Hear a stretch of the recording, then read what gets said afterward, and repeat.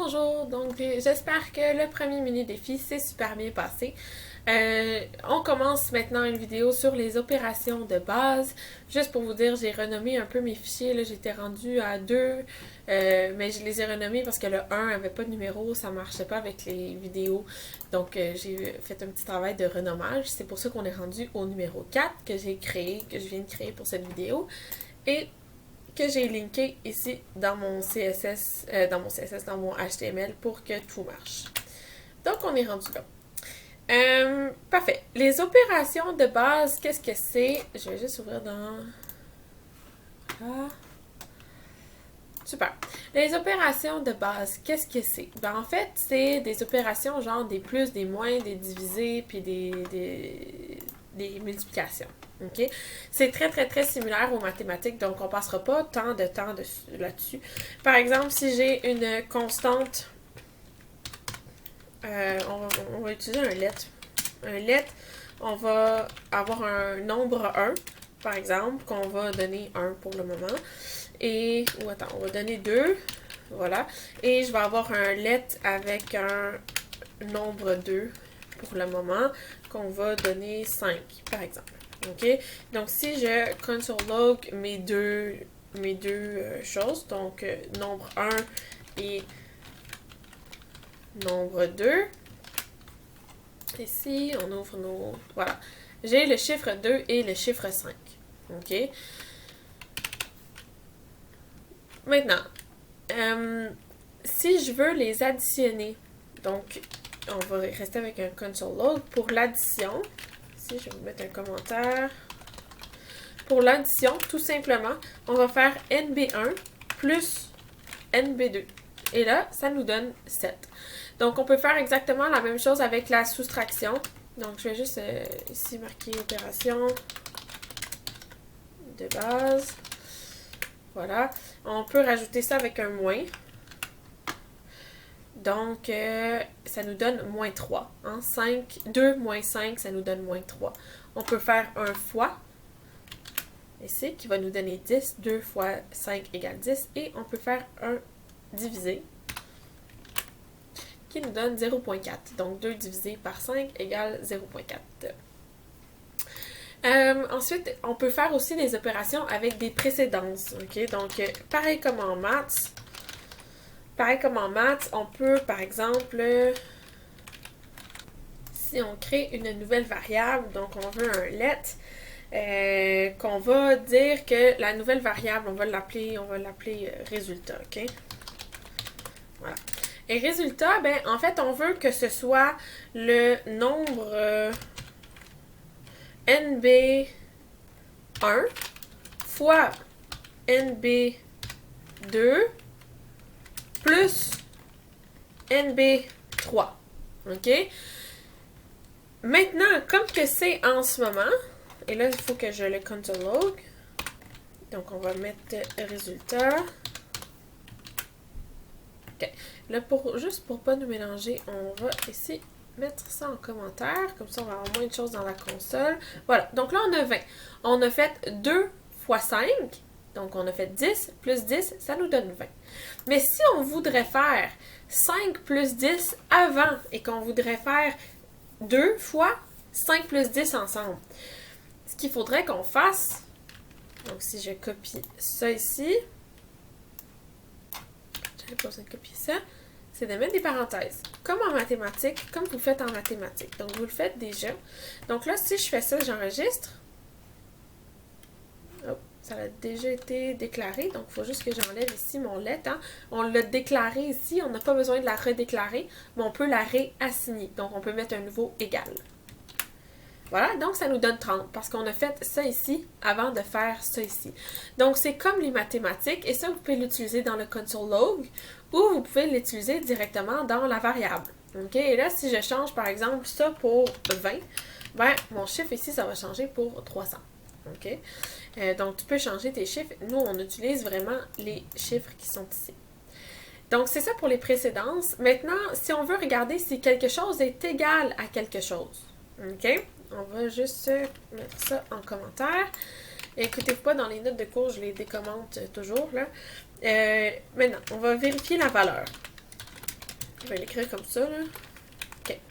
Pour vérifier la valeur, pour savoir si quelque chose est égal à quelque chose, OK, on peut faire donc, on va faire une variable, par exemple, let, OK, et on va l'appeler égal, OK, juste pour savoir si tout est égal. Et là, si je dis NB1 est égal à NB2,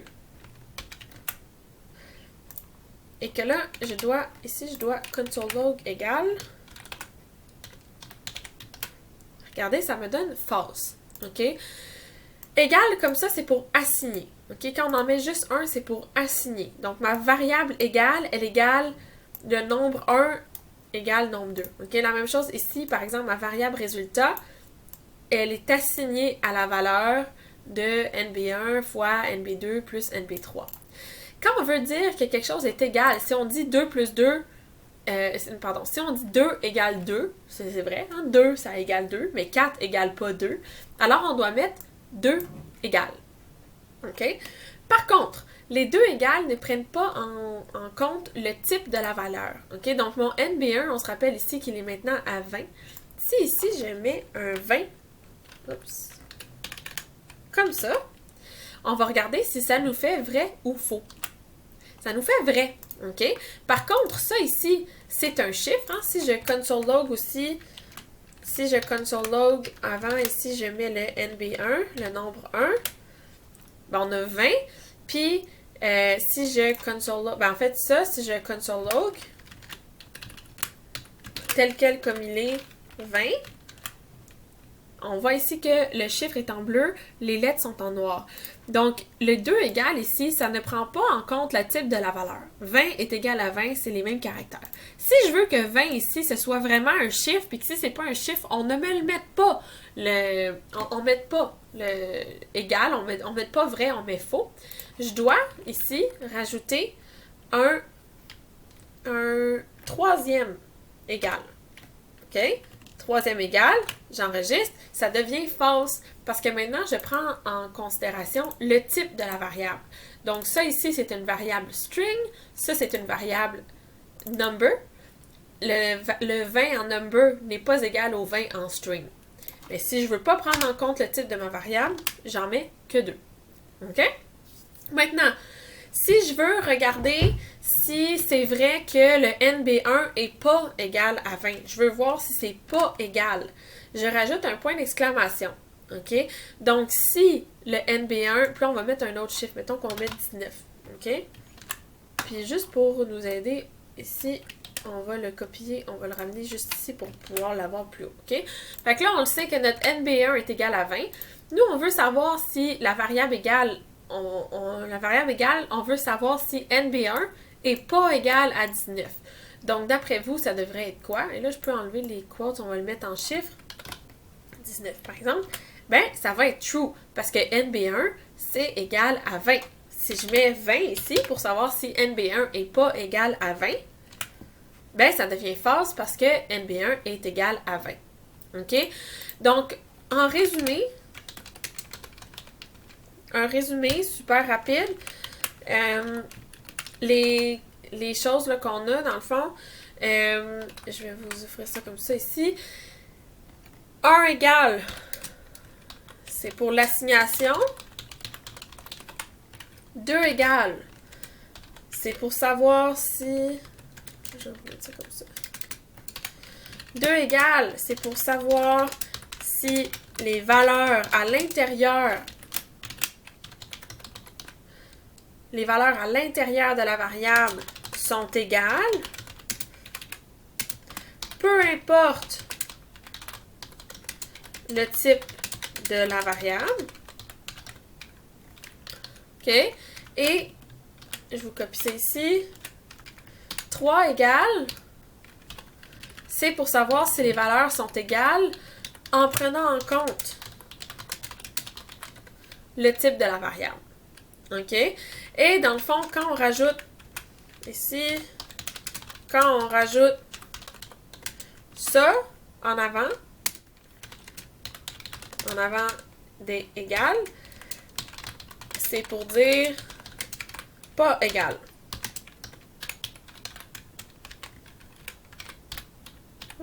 Voilà. Donc, je ferme mon commentaire. C'est ça qui finit pour nos opérations simples, les opérations de base. Donc, on a ici nos plus, moins, fois, division. Donc, tout ça, c'est assez simple. Ça ici, je vais le remettre en haut, juste pour pas vous mélanger dans vos notes de cours. Ensuite, on a les précédences, OK? Donc, en utilisant les parenthèses, on peut dire quelle opération on veut faire avant. Et puis ensuite, on peut vérifier la valeur entre deux nombres en utilisant les égales et les points d'exclamation égales. Il y a la différence entre les 2 égales ou 3 égales que je vous ai mis ici. Donc, si vous le regardez en plus grand, vous allez avoir là, comme ça ici la définition, vous aussi. Je vous laisse et je vous vois dans la prochaine vidéo. Bye guys!